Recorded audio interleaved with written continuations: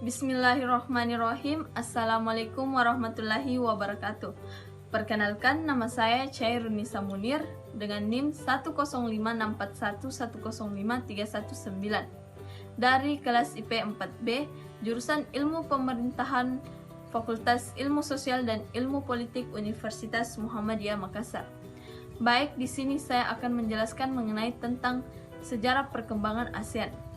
ASEAN atau Perhimpunan Bangsa-Bangsa Asia Tenggara adalah organisasi geopolitik dan ekonomi dari negara-negara Asia Tenggara. ASEAN didirikan di Bangkok 8 Agustus 1967 berdasarkan Deklarasi Bangkok. Terdapat 5 negara pendiri ASEAN, yaitu Indonesia, Malaysia, Filipina, Singapura, dan Thailand.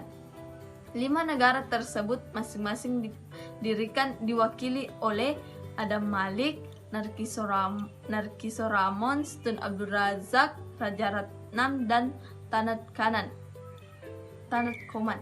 Dalam perkembangannya, Brunei Darussalam, Vietnam, Laos, Myanmar, dan Kamboja kemudian bergabung dengan ASEAN. Sejarah ASEAN diawali dengan pertemanan antara 5 menteri luar negeri di Bangkok yang berlangsung selama 3 hari pada 5-8 Agustus 1967. Para menteri luar negeri tersebut adalah Adam Malik, Narkiso Ramos dari Filipina, Tun Abdul Razak dari Malaysia, S. Rajaratnam dari Singapura, dan Tanat Koman dari Thailand. Pertemuan tersebut menghasilkan kesepakatan untuk membentuk suatu organisasi regional yang dibentuk ASEAN.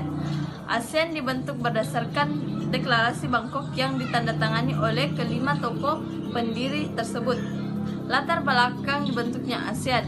Dalam Deklarasi Bangkok, Presidium Menteri Luar Negeri Indonesia, Malaysia, Filipina, Singapura, dan Thailand mengatakan beberapa alasan yang menjadi latar belakang dibentuknya ASEAN sebagai berikut. Yang pertama, adanya kepentingan bersama dan masalah-masalah bersama di kalangan negara Asia Tenggara serta keyakinan akan perlunya usaha untuk lebih memperkukuh ikatan-ikatan solidaritas regional dan kerjasama yang ada. Kedua, adanya hasrat untuk membentuk suatu landasan yang teguh untuk kegiatan-kegiatan bersama guna meningkatkan kerjasama regional di Asia Tenggara atas dasar jiwa persamaan dan persahabatan. 3. Menyadari bahwa di dunia ini di mana saling ketergantungan antara negara yang satu dengan lainnya bertambah maka cita-cita bagi perdamaian, kemerdekaan, keadilan sosial, dan kesejahteraan ekonomi akan terlaksana dengan jalan memelihara saling pengertian, bertetangga baik, dan kerjasama di lingkungan negara-negara di wilayah ini. Yang keempat, negara-negara di Asia Tenggara sama-sama memikul tanggung jawab pokok demi mantapnya stabilitas ekonomi dan sosial serta terjaminnya perkembangan nasional. Tujuan ASEAN. Maksud dari tujuan ASEAN sebagaimana yang tercantum dalam Deklarasi Bangkok adalah sebagai berikut. Yang pertama, mempercepat pertumbuhan ekonomi, kemajuan sosial, dan perkembangan kebudayaan di kawasan negara-negara di Asia Tenggara.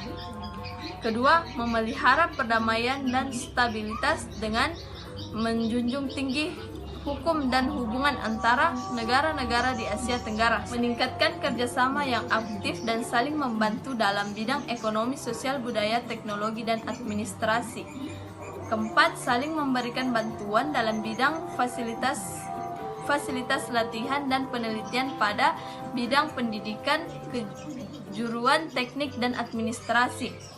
5. Bekerja sama lebih efektif untuk mencapai daya guna lebih besar dalam bidang pertanian, industri, dan perkembangan perdagangan termasuk studi dalam hal perdagangan komoditas internasional, perbaikan persangkutan dan fasilitas komunikasi secara meningkatkan taraf hidup rakyat. Keenam, meningkatkan studi tentang masalah-masalah di Asia Tenggara. Ketujuh, memelihara kerjasama yang erat dan bermanfaat dengan berbagai organisasi internasional dan regional lain yang mempunyai tujuan sama dengan mereka. Baik, itulah hasil tentang sejarah pembentukan ASEAN.